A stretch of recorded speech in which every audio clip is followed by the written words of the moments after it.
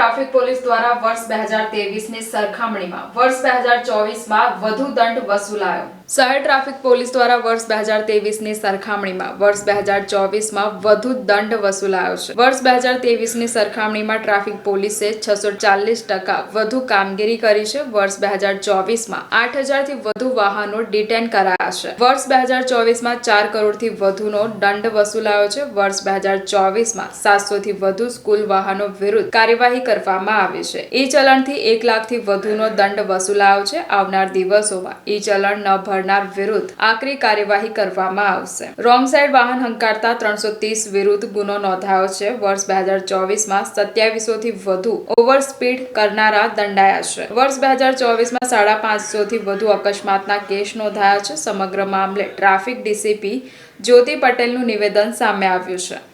વડોદરા શહેરની જનતા રોડ ઉપર સેફલી હરીફરી શકે અને રોડ એક્સિડન્ટ્સમાં ઘટાડો આવે એના માટે વડોદરા શહેર ટ્રાફિક પોલીસે 2024 દરમિયાન એન્ફોર્સમેન્ટની કામગીરી ગત વર્ષ એટલે કે 2023ની કમ્પેરિઝનમાં 640% ઓવરઓલ એન્ફોર્સમેન્ટની કામગીરી વધારે કરી છે।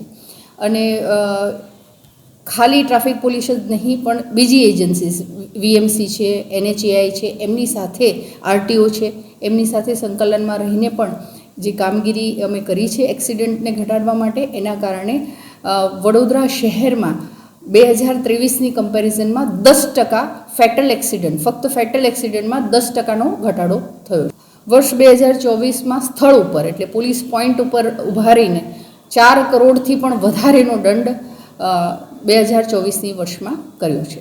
ઈ ચલણથી કેટલો દંડ વસૂલવામાં આવ્યો? ઈ ચલણ લગભગ 1.5 લાખની આસપાસ ઈ ચલણ જનરેટ કર્યા છે। કેટલા વાહનો એ CCTVની મદદથી રોડ પર સ્પોટ પર કરીએ, એના સિવાય 1.5 લાખ જેટલા ઈ ચલણ પણ અમે જનરેટ કર્યા છે કમાન્ડ એન્ડ કંટ્રોલ રૂમમાંથી।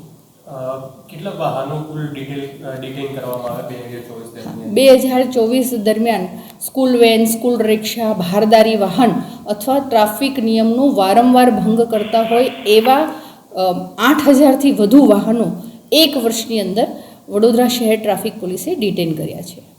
ટ્રાફિકની સમસ્યા